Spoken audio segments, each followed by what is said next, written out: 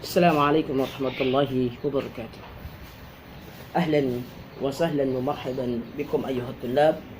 Alhamdulillah, pada kesempatan ini kita melanjutkan pembahasan kita masih dengan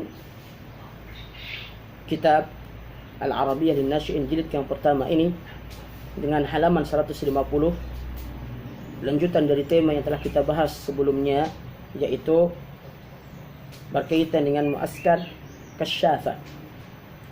Maka pada halaman 150 ini kita jumpai pelajaran yang ke-71 dengan wahdah yang ke-24. Maka terkait pelajaran yang ke-71 dan wahdah yang ke-24 ini, kita jumpai di situ tadribat. Ada beberapa tadribat yang akan kita bahas pada kesempatan ini. Langsung saja kita masuk dengan tadrib yang pertama, latihan yang pertama. Tadrib yang pertama atau at-tadribul awwal, perintahnya adalah istabdil kama fil amthilati. Ubahlah sebagaimana contoh-contoh di bawah ini. Namun sebelum kita masuk ke dalam contoh, maka terlebih dahulu perlu kita ketahui apa sih dari contoh tersebut yang harus diubah.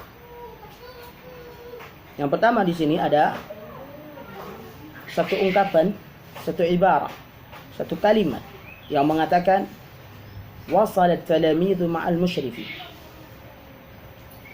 Wasalat talamidhu ma'al musyrifi. Para siswa telah sampai bersama pembina. Maka kalimat inilah yang akan kita ubah dengan mengikuti pola yang ada pada contoh-contoh tersebut. Kalimat yang mengatakan wasalat talamidhu ma'al musyrifi. Kita masuk misal yang pertama, contoh yang pertama. Pada contoh yang pertama ini kita jumpai di situ ada kata, ada fiil yang mengatakan dakhala. Dakhala kita tahu ini merupakan fiil madhi. Dakhala. Apa maksudnya ketika di situ terdapat ada kata dakhala pada misal tersebut, pada contoh tersebut? Maksudnya adalah kalimat dakhala inilah yang kita akan masukkan sebagai pengganti dari kalimat yang ada pada kata wasal at-talamidhu ma'al musyrifi. Dan yang akan diganti dengan dakhala pada kalimat wasal at-talamidhu ma'al musyrifi tersebut adalah kata wasala. Kata wasala ini kita ganti dengan dakhala. Sehingga ketika wasala diganti dengan dakhala, maka ungkapan atau kalimat tersebut akan menjadi dakhala at-talamidhu ma'al musyrifi. Dakhala at-talamidhu ma'al musyrifi. Nah, demikian yang akan antum buat. Ya, ini berkaitan dengan apa yang ada pada misal atau contoh tersebut.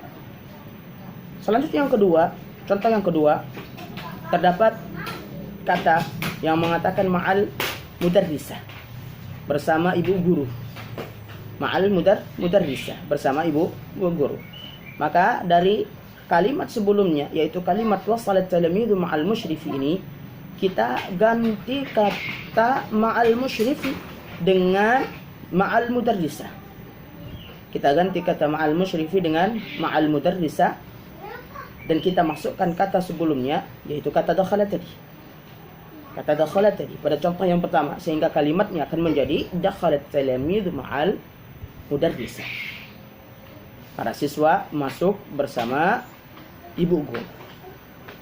Dakhalat talamidhu ma'al mudarrisah. Para siswa masuk bersama ibu guru. Ini contoh yang kedua. Kemudian contoh yang ketiga bagaimana? Contoh yang ketiga, di situ terdapat kata la'ibah. Contoh yang ketiga terdapat kata la'ibah. Mana yang perlu kita ganti dari kalimat wasalat talamidhu ma'al musyrifi, atau kita katakan dakhala at-talamidhu ma'al mudarrisah. Mana yang perlu kita ganti? Yaitu kata dakhala. Kata dakhala kita ganti dengan la'iba, sehingga kalimat yang asalnya dakhala at-talamidhu ma'al mudarrisah maka akan menjadi la'ibat talamidhu ma'al mudarrisah. Maka la'ibat talamidhu ma'al mudarrisah. Para siswa bermain bersama ibu guru. Para siswa bermain bersama ibu guru. Ini contoh yang ketiga. Contoh yang keempat. Contoh yang keempat atau misal rabi. Di situ ada kata al-bint. Kata al-bintu. Maka terkait kata al-bintu ini kita akan masukkan kalimat pada kalimat la'ibat talamidhu ma'al mudarrisah. Maka yang diganti pada kata al-bint, misal yang keempat ini, contoh yang keempat ini, yaitu kata at-talamidh. Kata at-talamidh kita ganti dengan al-bint. Kita ganti dengan al-bint. Yaitu pada kata asal yang mengatakan la'ibat talamidhu ma'al mudarrisah. Dan at-talamidh kita ganti dengan al-bintu sehingga kalimatnya akan menjadi la'ibatil bintu ma'al mudarrisah. La'ibatil bintu ma'al mudarrisah. Anak perempuan tersebut bermain bersama ibu guru. Namun perlu kita perhatikan terkait dengan contoh yang keempat ini, dikarenakan al-bintu anak perempuan adalah mu'annath atau berjenis kelamin wanita. Maka sebagaimana kaidah yang kita ketahui pada fi'il madhi, yaitu pada kata la'iba yang merupakan fi'il madhi, untuk menerangkan bahwa pelakunya adalah wanita atau mu'annath, maka perlu ditambahkan dengan ta'nits sakinah. Sehingga kita akan tambahkan kata la'iba dengan ta'nits di situ. Oleh karenanya dari kata la'ibat tadi ditambahkan dengan ta'nits maka menjadi la'ibat. Maka inilah asal dari la'ibat pada contoh yang keempat yang kita dapatkan, la'ibatil bintu ma'al mudarrisah ini. Maka menjadi la'ibat al-bintu ma'al mudarrisah. Asalnya dikarenakan al-bintu pelakunya adalah wanita atau mu'annath, maka perlu ditambahkan dengan ta'nits pada fi'il madhi tersebut. Maka abnai at-tulab rahimakumullah, inilah yang akan antum buat pada latihan yang pertama atau tadrib yang pertama ini. Baik, di situ terdapat beberapa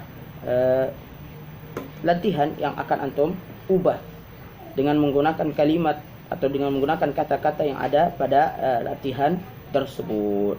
Selanjutnya kita masuk ke latihan yang kedua, masih dengan halaman yang sama, halaman 150, yakni perintahnya iqra kulla jumlatin thumma ajib 'anil as'ilati ba'daha bi ikhtisarin kalimat atau kalimatin.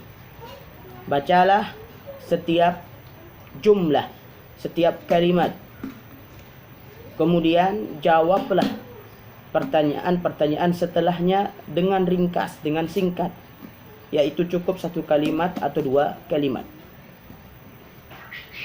Sini ada jumlah atau kalimat yang mengatakan, ungkapan yang mengatakan yaumul khamis dhahaba Ahmadu ilal mu'askar. Maka terkait dengan ungkapan tersebut terdapat beberapa pertanyaan yang kita akan jawab dengan ringkas, dengan singkat. Yang pertama, mata dhahaba Ahmad ilal mu'askar?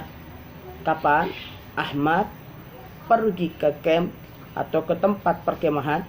Bisa kita jawab dengan ringkas mengatakan yaumal khamis. Ini jawaban yang ringkas, satu kalimat atau dua kalimat. Kemudian yang kedua, man dhahaba yaumal khamis ilal mu'askar? Siapa yang pergi pada hari Kamis ke tempat perkemahan atau ke camp tersebut?